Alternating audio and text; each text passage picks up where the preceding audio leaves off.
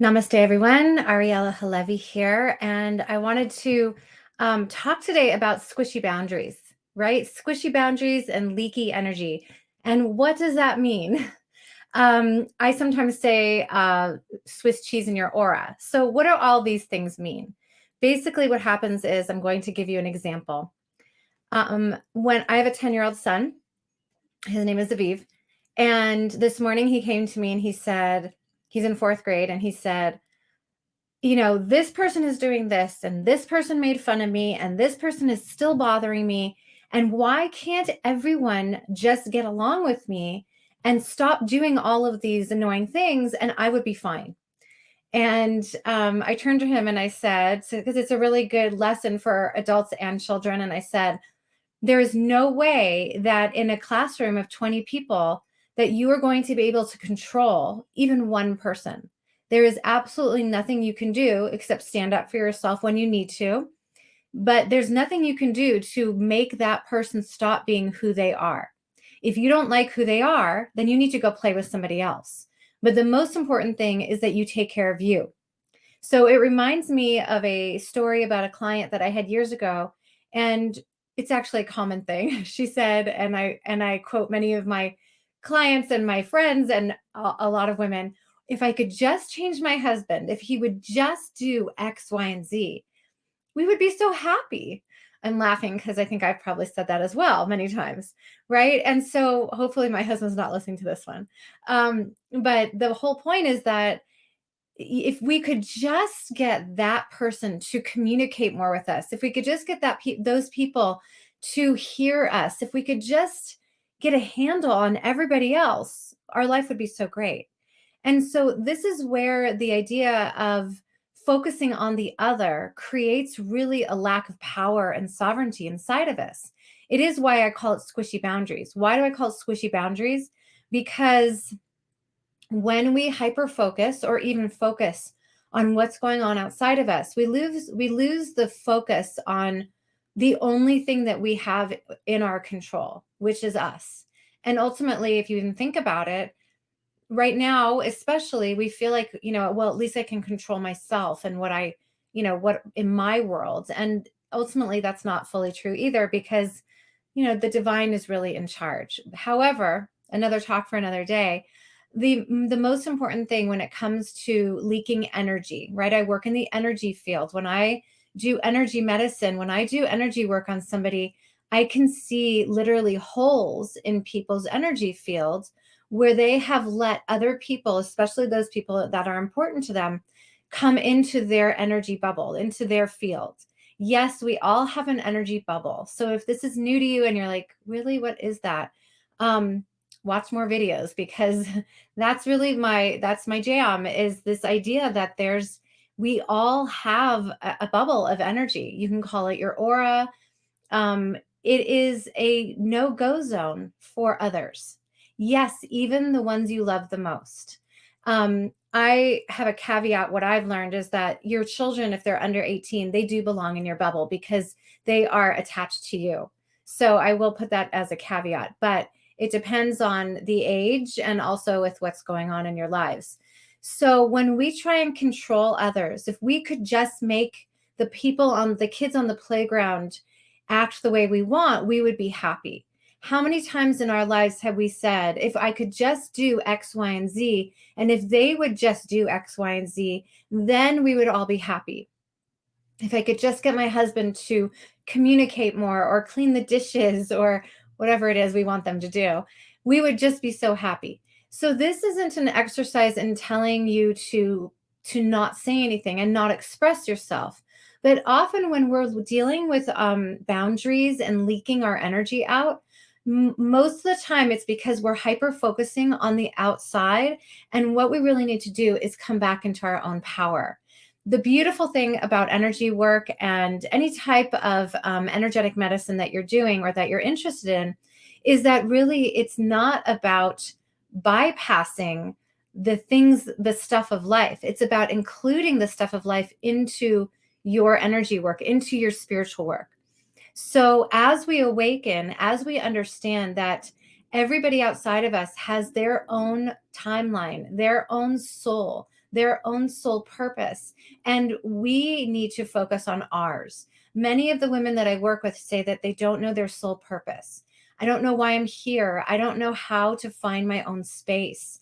I have so many people coming at me that I literally can't take a breath. I don't see where I'm going in this world. And part of the problem is that we become martyrs. We become so convinced that we have to change everybody else and get everybody else okay that we lose our sovereignty, we lose our power. And as we, especially if you're an empath or a sensitive person, our son is quite empathic, and to the point where I'll just do a little caveat. We live across the street from a cemetery, and when we first moved in, we did a lot of work on having him not feel the energy that was coming in from the cemetery. I did a lot of feng shui. I did a lot of saging. And I also taught him about his boundaries because he is so sensitive and so young. He was just letting anybody come into his space. And it's really important as we are adults, but we can also teach this to our children. Nobody's allowed in your bubble. Right? Actually, he told that to a person the other day.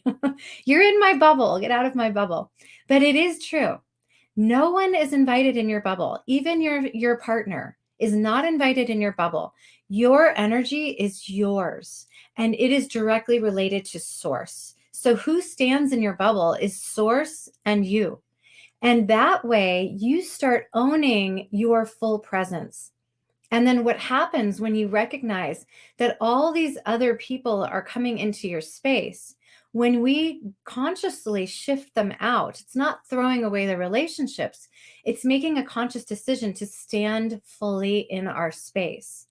When we do that, we then own fully our lives.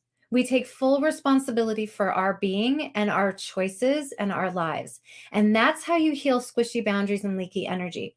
There's another energetic tool I'm going to teach you right now. But first, I want to say for so many years, I was that person.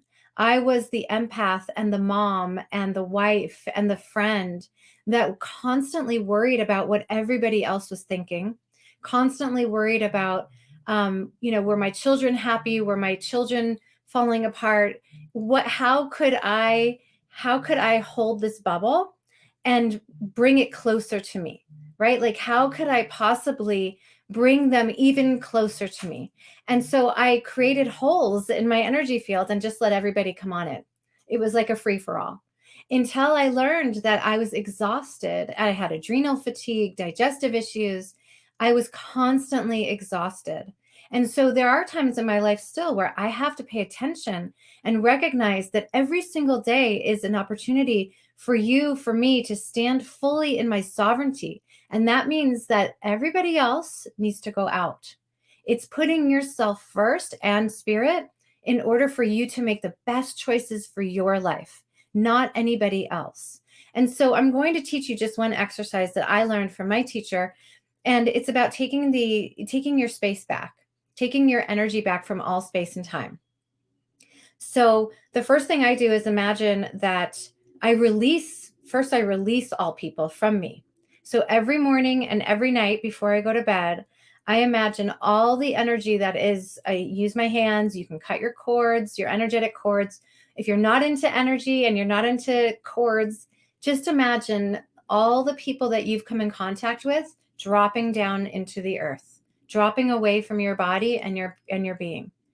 And then I like to imagine that my solar plexus, like right above the belly button, is your chakra for power and self-power and sovereignty. So I imagine them streaming out of my body and my being and letting them go, take their energy back. And if they refuse, because some people really like to be in your energy field, if they refuse, I just give it to spirit.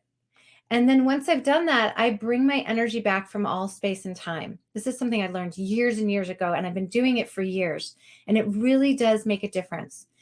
If you have scattered energy where you've left your heart over there, your anger over here, trying to fix and control over here, and your desperation and your anxiety all over town, it's time to, you don't want to bring those back, but you want to bring back the powerful pieces of yourself. that you may have lost along the way in your life. And so I imagine a magnet coming towards me, and I'm just attracting all that energy that I need to be a sovereign, powerful being full of good boundaried energy. So I hope that helped. Join the Healing Circle in April, the first Monday in April at 6 p.m. Mountain Time on Zoom, because we're going to dive deeper into this idea of boundaries and creating a sacred container for your life and for your body and your health. Namaste.